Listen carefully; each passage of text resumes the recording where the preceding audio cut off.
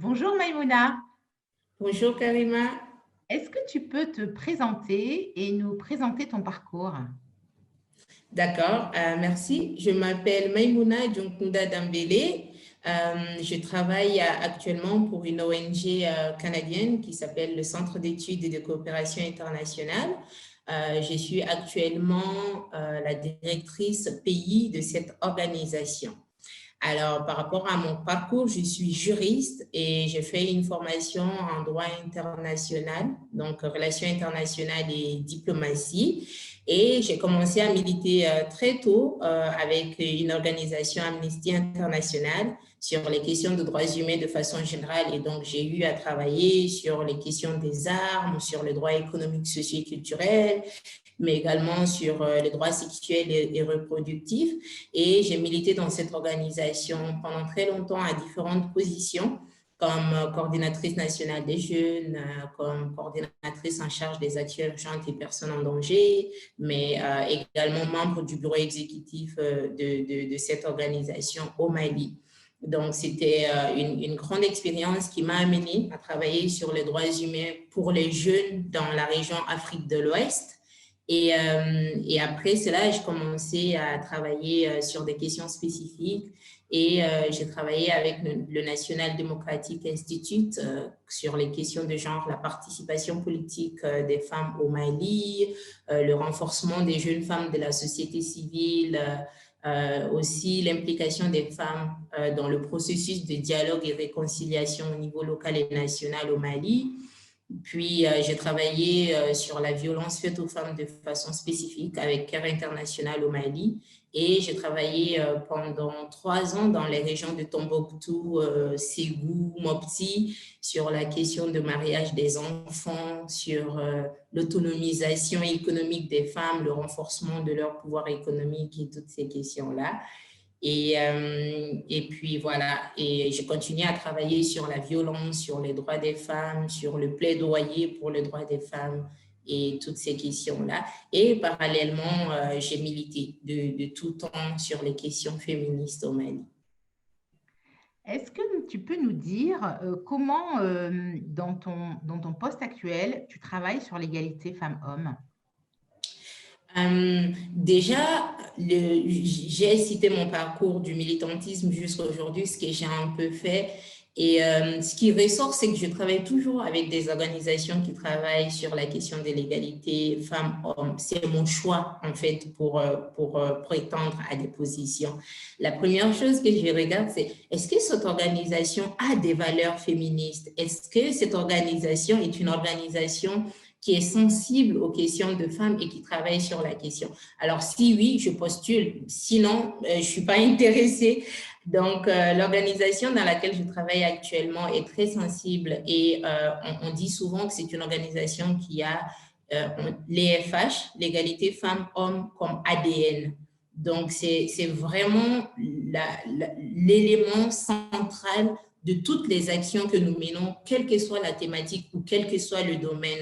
Et moi, j'ai été recrutée ici justement comme chargée de programme spécialisé en égalité entre les femmes et les hommes. Et mon travail, c'était vraiment de porter mes lunettes de genre et de voir sur tous les projets, que ce soit sur l'emploi, que ce soit les droits ou encore la sécurité alimentaire, l'eau, l'hygiène, l'assainissement, toutes les activités que nous menons, que ce soit en santé, comment justement nous traitons la question de l'égalité, quelle place nous donnons aux femmes dans tous ces processus-là, dans un pays aussi complexe que le Mali. Et c'est ce travail que je continue aujourd'hui en tant que directrice. C'est à un autre niveau, c'est par rapport à toutes les valeurs de gestion de cette organisation, c'est par rapport à l'équipe, en fait, à l'éthique même de l'organisation, l'environnement qu'on crée pour les femmes, c'est toutes les questions de recrutement, c'est toutes les questions de gestion.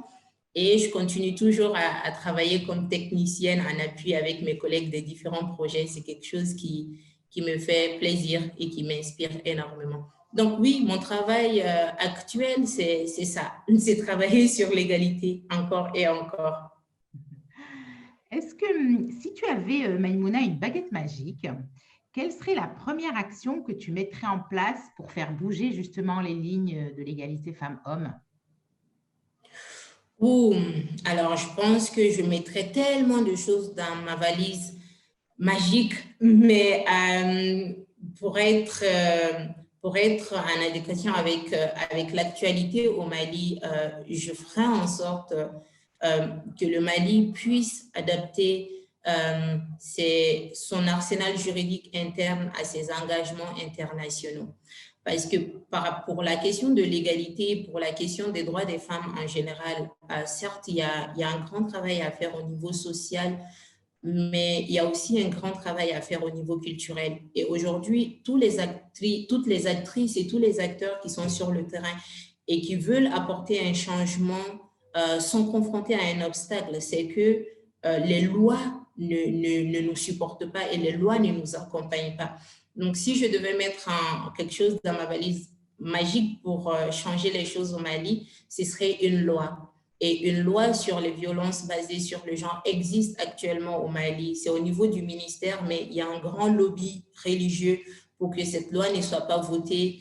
Et c'est un travail de plaidoyer que nous menons depuis des années aujourd'hui. Et oui, si moi j'avais ce pouvoir-là, je ferais passer cette loi qui protégerait énormément les femmes et les filles maliennes à pouvoir plus s'épanouir et à être mieux protégées. Et enfin, Maïmouna, quelle est la femme qui t'inspire?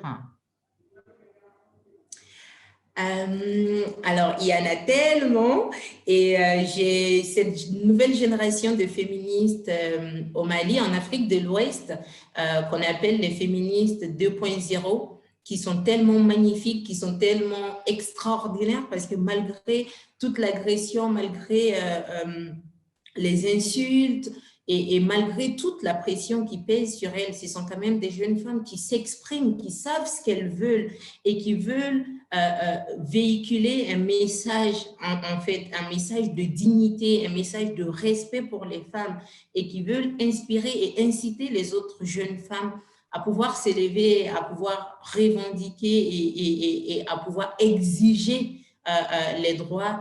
Et ça, ce sont des jeunes femmes qui sont juste magnifiques pour moi et qui sont exceptionnelles. Alors, les gens les appellent des féministes 2.0 parce qu'on estime qu'elles ne sont pas sur le terrain. Mais moi, je pense que les réseaux sociaux, c'est aussi le terrain parce qu'on peut y toucher énormément de monde. Et donc, il y a beaucoup de gens qui m'inspirent. Et plus particulièrement, il y a une dame qui m'inspire énormément. C'est une femme, elle s'appelle Mariam Keïta. Mariam Touré Keïta, elle est au Mali. C'est une femme que j'ai rencontrée dès mes débuts. J'étais une enfant et elle a été comme une maman, mais elle est vraiment exceptionnelle pour moi parce que c'est une femme qui arrive à gérer et sa carrière professionnelle et une vie de militante convaincue, mais et optimiste et présente et qui fait vraiment énormément de choses. Donc oui, elle m'inspire énormément. Merci beaucoup, Maïmouna. Merci Karima.